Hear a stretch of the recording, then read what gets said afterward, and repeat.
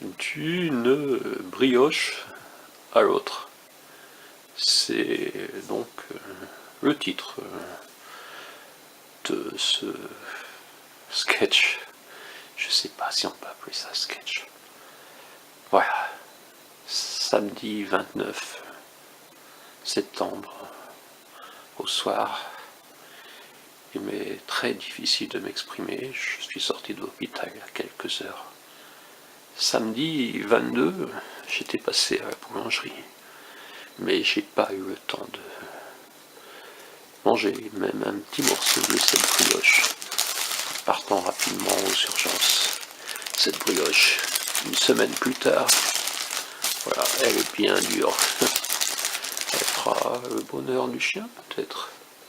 Quant à celle-ci, de ce matin, oui, vous voyez, j'ai toujours au poignet mon identification.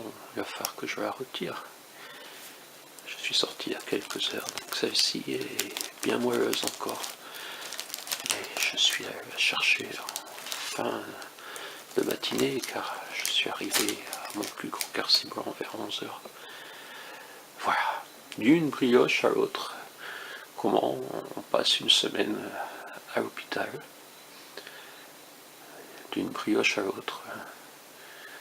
Les grands chroniqueurs, comme il doit s'en trouver au nord de la Corrèze, non, qui vont jusqu'à Rocamadour, vous diront qu'il y a peut-être une référence à Louis-Ferdinand Céline d'un château à l'autre, et oui, on passe d'un côté le côté dur au côté moelleux. Le côté dur de la vie, le côté moelleux de la vie peut-être. Voilà. Je suis allé chercher une brioche, j'ai pas pu la manger, c'était il y a une semaine, elle est toujours là.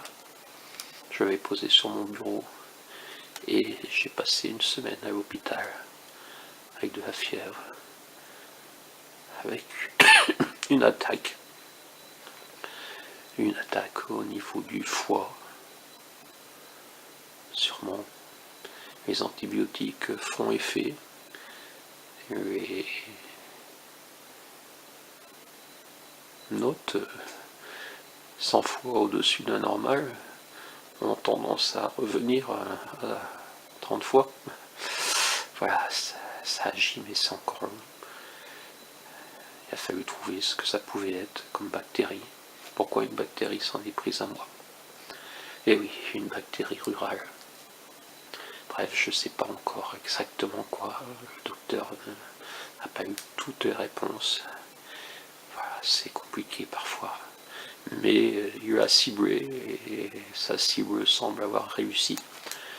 Donc je vais un peu mieux. Et je suis là, avec mes deux brioches. D'une brioche à l'autre. Étonnant, non? Ce sera mon retour après l'interview de M. François Hollande, qui parlait de démocratie éditoriale, ce qui n'a pas fait forcément réagir nos grands chroniqueurs parfois mandatés. Bref, peut-être que demain ils se retrouveront à un salon du livre et qu'ils parleront du bonheur d'être les seuls à pouvoir le filmer. Comme ça, nos vidéos sont pas un peu plus vues à cause de ce ternoise qui se permet. Mais bon, il pose des questions n'importe comment, lui.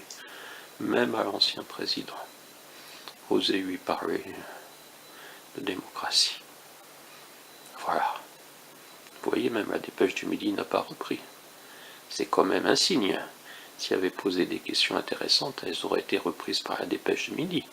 Mais non, M. Fabre n'a même pas signalé la présence d'un opportun.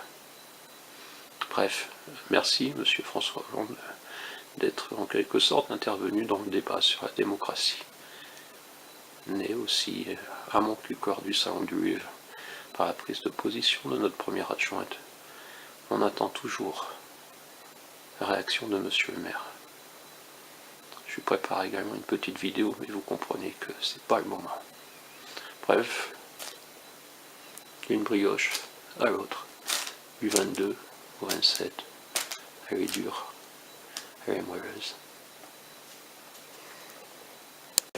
Et la démocratie, c'est pas simplement le vote, c'est la démocratie participative, la démocratie citoyenne, humaine, éditoriale même.